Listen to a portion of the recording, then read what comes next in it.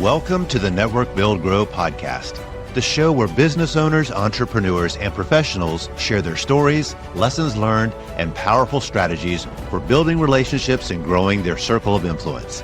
With Melissa Taylor, your host, each week we'll bring you actionable insights to help you build a better network and a better business. Let's dive in. Welcome to the Network Build Grow podcast. We have Michael Barbero with us today. Hello, Michael. How are you?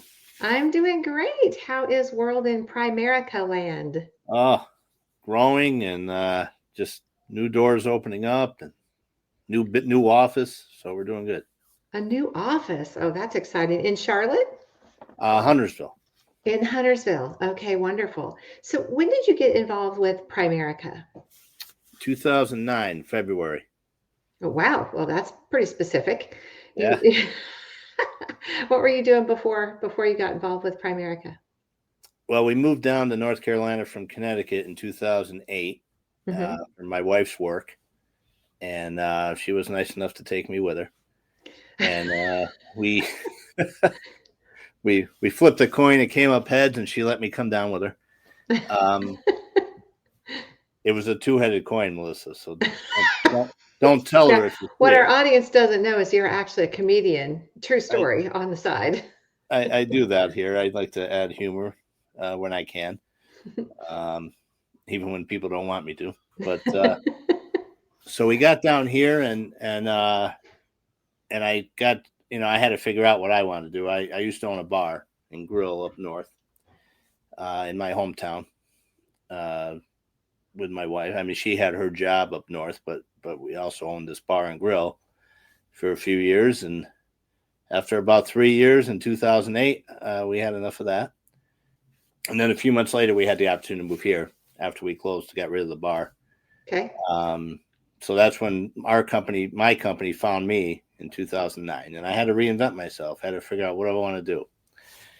And so that's how I got started in finance. I had no really background in it before, except for what my dad taught me. But these concepts and principles we learn at Primerica totally align with what my dad taught me. That is so important, kind of getting you back to your roots, your core. Yeah.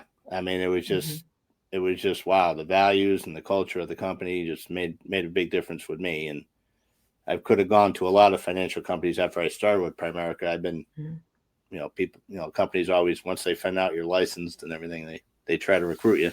Mm-hmm. And I just like where I'm at. It's great. Yeah. It's wonderful when you can find that place you can call home as your business. Yeah. I started part-time, which was nice because I didn't want to jump all in without knowing if I was going to like it. Mm-hmm. And I did another job alongside of it, but it quickly occurred to me that I was supposed to be here full time. And now, fortunately, I worked up, and now I'm a regional vice president with 4 other RVPs running an office in Huntersville. So, wow, congratulations! That is wonderful. It's been quite a journey for you. So, when you decided to kind of make that leap from bar and grill into the financial world, what prompted that? I mean, other than the move and you had to reinvent yourself, but like, why finances? You could have done a ton of different things. Well, back then I wasn't telling jokes as much, but I guess my dad always taught me to be a saver, and I used to work 2 jobs up north before I had the bar, and and I had an IRA when I was 20 years old, and good for you. $200 a month religiously. Mm-hmm. And he taught me all the values and all the concepts. I think he taught me the rule of 72 before I knew what it was when I came to Primerica, but I think he called it something else. But anyway, I always liked, well, I started as a client. I might as well say that first. I started as a client first. Okay. Because I said, well, I met a guy that ended up hiring me, but we did a plan, and we don't charge for our plans, which is kind of cool because most financial planners charge $1,000, $1,500 to put together a plan. Everything from debt elimination to income protection to investing. Mm-hmm. And so it helped our family out so much and us out with the plan, and it made a big difference in our financials ourselves. that I ask myself, how many other people don't know it? Yeah. Don't know these concepts, don't know how to do what to do with their money. I mean, you look at even now, people are making bad decisions every day about money because they don't know. It's not their fault. Right. So I wanted to be part of that. I wanted to be part of that crusade where I could help people get from point A to point B, and middle income families and small business owners, nobody's talking to them. Everybody wants the high income, high net worth. And don't get me wrong. I mean, we could help. I've helped plenty of people that have a lot of money as well. Concepts are no different. Right. But I know there's more people that are like, middle income family, small business owners that really are working hard for their money, and they don't know how to help have their money work hard for them. Yeah. That's wonderful. I love that. So, okay. So with that, how does networking play a part into all of that? Well, I mean, you got to what I found out first when I first started with Primerica is you got to tell people what you're doing. Okay. And it doesn't mean you're aiming at them to be a client or anything else. But any business, you got to let people know what you're doing. If you don't tell people you run Network Build Grow, then nobody's going to come and join Network Build Grow. Right. And so, like when I had my bar and restaurant, I had like what's called a pre-opening, soft opening, which means I knew a lot of people in my hometown, and I invited them to a little music, food, drink, get used to the place, see what it's like, because we redid a lot of stuff in there. And I was packed from day one because I gave them a preview of what it was going to be like. So when you're networking, all you want to do is you want to help somebody else in their business, right, and grow and see if you can be a connection to them. But you also want to share what you're doing. So networking provides that. Networking provides me to sit with somebody one-on-one, see how each other can grow, make that connection, like the people in Network Build Grow do. But also, as long as they know what I'm doing, they're going to bump into somebody that needs my help. Eventually. Yeah. It doesn't mean or they may connect me to somebody that runs an organization that leads me to people that need help. It's not just about the direct referral. Exactly. And it's funny that you say you gotta let people know what you're doing. It's really hard to sell something when it's invisible. Exactly. I mean, if I didn't have a soft opening for the bar and grill and didn't tell anybody I opened, then I'm sitting there by myself with a bunch of spoiled food and stale alcohol. Yeah. And then I'm really crying. Then I'm like, I need financial help. Yeah. But you know what I mean? So you got to not be afraid to let people know you're in business. Yeah. You got to let people know, like you said, you got to let people know what you do. Yeah. And it's not because you expect them to be a client. It's just they got to know. They got to know. You got to get it out there. And networking provides also, I may say, networking provides a very cost-effective way of doing that.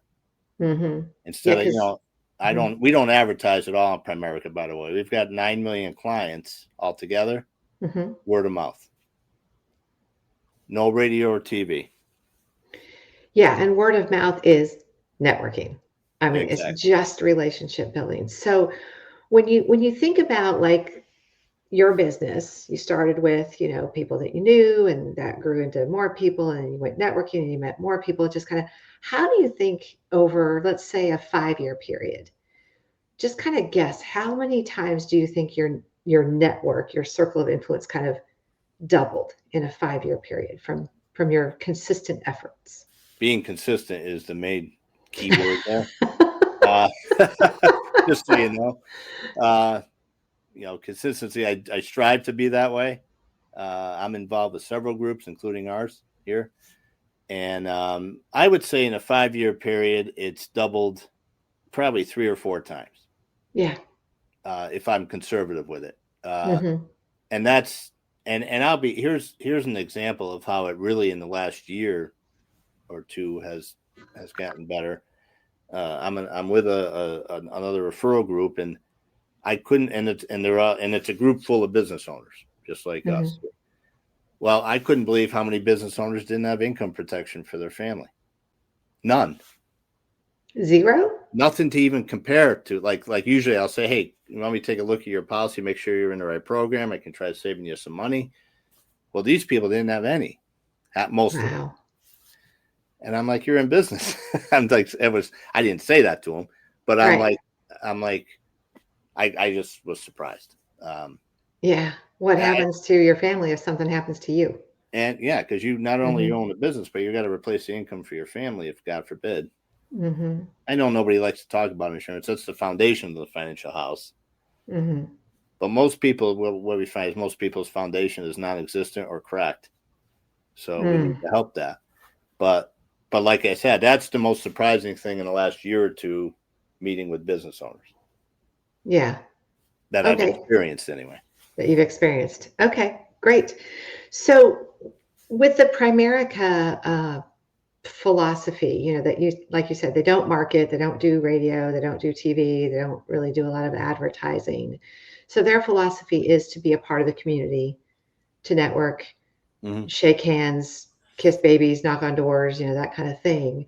What is one of the kind of rule of thumbs that they try to kind of train new recruits?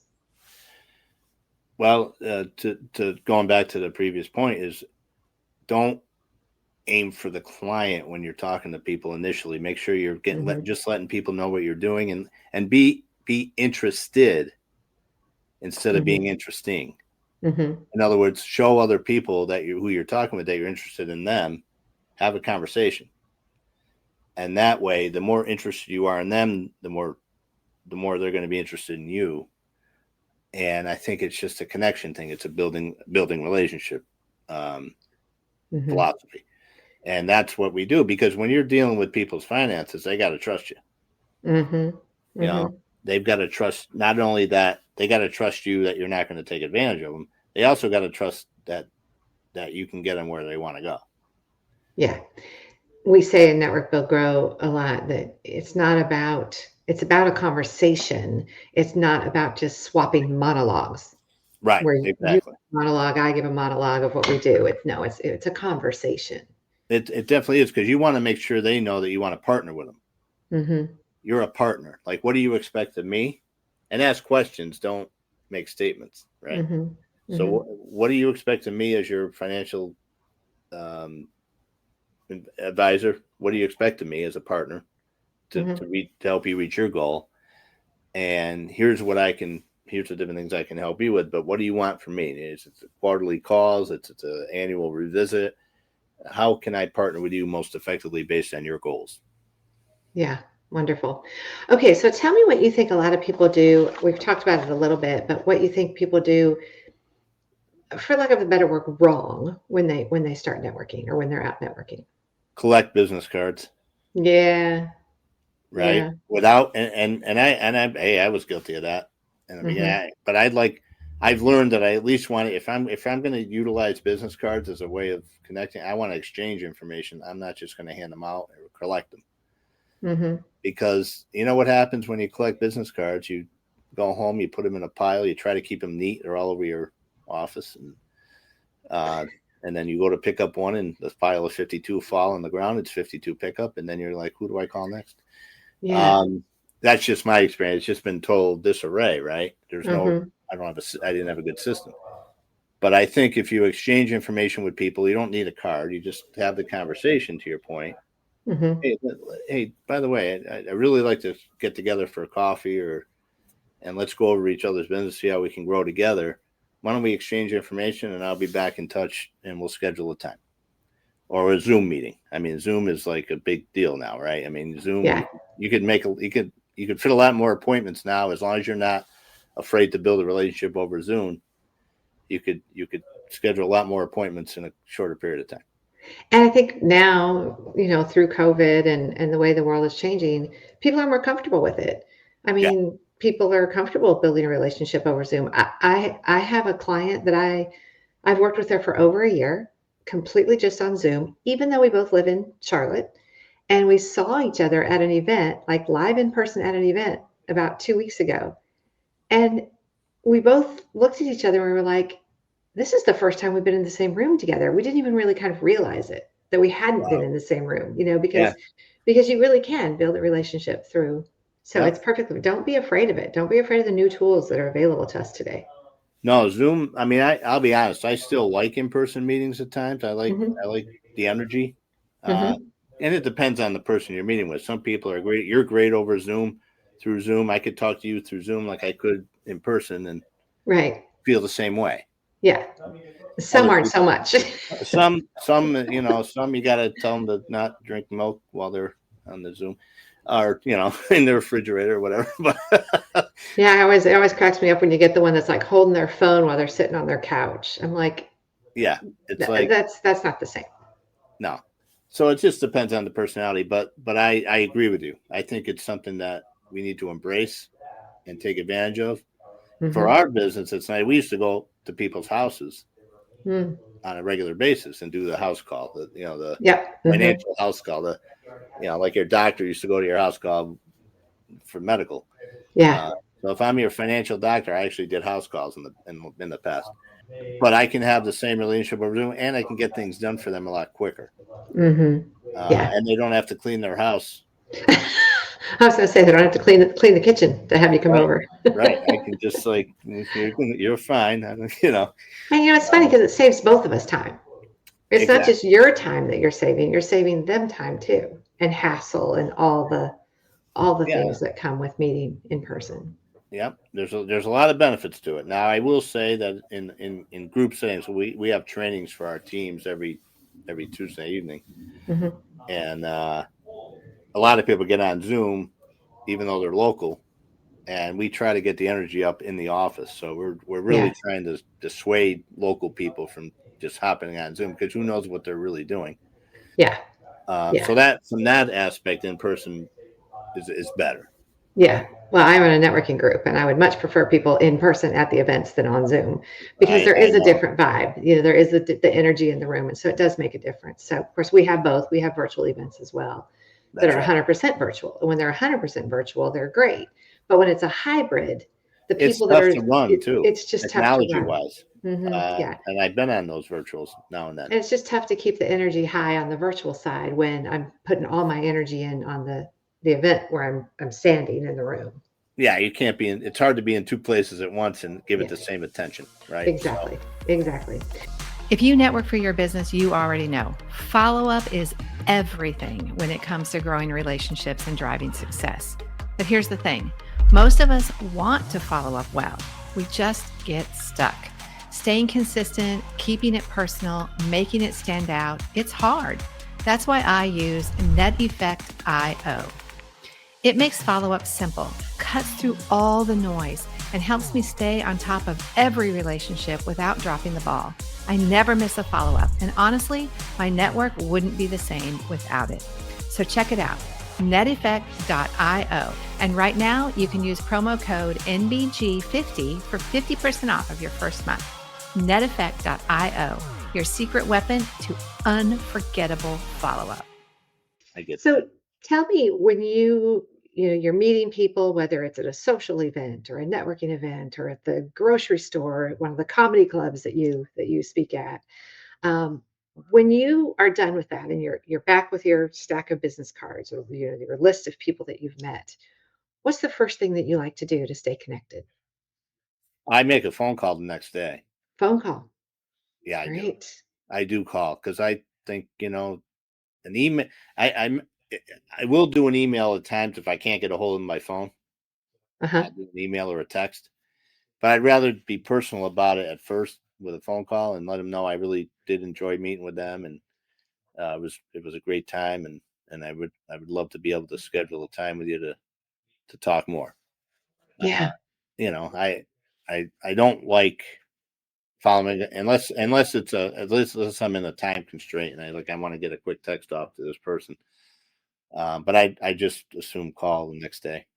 Or Do you find that how many answer and how many messages do you leave? Voicemails?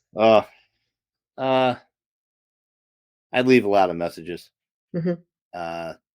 People obviously, especially if you're meeting with business owners, they're busy in their business every day. Hopefully.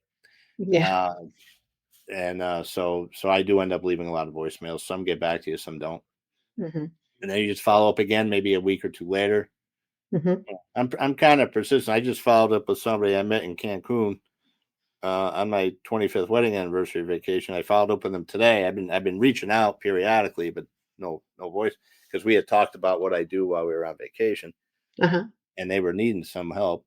And but I haven't been able to reach him. So finally today, out of the blue, I said, you know what? I haven't called Michael in a while. I called him and I got him scheduled for next week. So there you go. he was like, well, thank you so much for calling. It's been so busy. I apologize. Thank you for being patient with us, Yeah. And that's what I get 9 times out of 10. People always think, well, I don't want to bother him again. I don't want to bother him again. I'm like, you got to remember, you're probably not bothering them. It's just, they haven't made it a priority, or something came up, or you don't know. So until they tell you no, like, you just have to be that person that just comes around every once in a while to say, That's hey, how I I'm was. still here. That's how I was with my wife. It took me 5 years. I just kept coming around I just kept coming around. I said, until you tell me you don't want to see me again, I'm still in the game. Yeah, there you go. And here you are. How many years later? Well, 30 years together, 25 married. Wow. Congratulations. That's awesome. Yeah. That's awesome. So, I mean, persistence, right? As long as you're professionally following up. Professionally persistent, not annoyingly persistent. Right. Professionally. So where's the line between professional and annoying? I would think that every time when you do follow up, say you're on your 5th or 6th time of reaching out, sometimes it's just asking them how they're doing and hope everything's okay. Yeah. It don't even mention the business. Yeah. Just want to check in with you and see how you're doing, because I haven't heard from you, and I know things get busy, and I'm just hoping everything's okay with you. Yeah, I think there's a big difference between being professional and building the relationship, and being somebody who's annoyingly calling saying, are you ready? Are you ready? Yeah. Are you ready to buy? Are you ready to buy? Are you ready to buy? That's just, And there's a difference. Nobody wants that. Nobody wants that. People want to buy, they don't want to be sold. Yeah, even if they're ready to buy, they don't want you to do that. Right. They're just not in that mindset. Wonderful. Okay, last question, then I'll let you go. Give us your number one conversation starter at a networking event, other than what do you do? Yeah, that's the common word. What do you do? Why do you do what you do? Why do you do what you do? Yeah. I would go up to somebody at any of these groups and say, hey, by the way, hey, how are you? And my name's Mike. Let me ask you something. Why do you, everybody's got a different why they do what they do. I want to know why you do what you do. What got you excited about your business? Yeah. Oh, I love that one. What got you excited about your business? Yeah. What got you excited about doing what you do? Those are good. It shows them right away that you care about them. You care about them. Exactly. All right. So I lied. One more question. No problem. How much do you try to bring because you are a stand-up comic. We've joked about that a little bit, but you are a stand-up comic. How much do you bring humor into your business? As much as possible.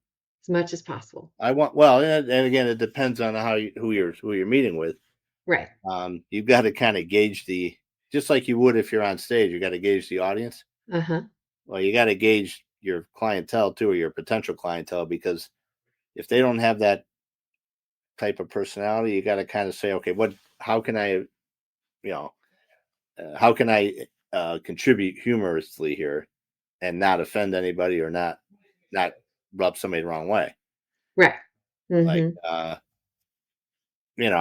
I'll talk what I can about our concepts, and I'll give real life examples of how my dad was really good saver. My mom, I love her to death, but she couldn't save a dime, and the instructions were on the back, and just stuff like that. Just and I meet with we've coached her, and she hasn't gotten the therapy she needs, but I do need it now. Yeah. That's so great. That's so great. Well, it's always a pleasure to talk to you, Michael. I'm so excited that you are still a part of Network Build Grow. You've been a member since, I think you're a founding member. So we love that you're a big part of what we do. Well, you guys are doing great. I see the growth. I haven't been able to be present as much in the in-person meetings, which I'm still trying to get my times in order so I can do that. But it's been a great group. So I'm thankful for you and everybody in the group. You're all a bunch of great people. Well, wonderful. Well, we'll see you soon. Thank you for this opportunity. Appreciate you. Thanks for tuning into this episode of the Network Build Grow podcast. If you enjoyed today's conversation, be sure to subscribe, leave a review, and share it with a fellow entrepreneur or professional. And of course, if you're not yet part of our community, visit networkbuildgrow.com to connect with us. Until next time, keep building and keep growing.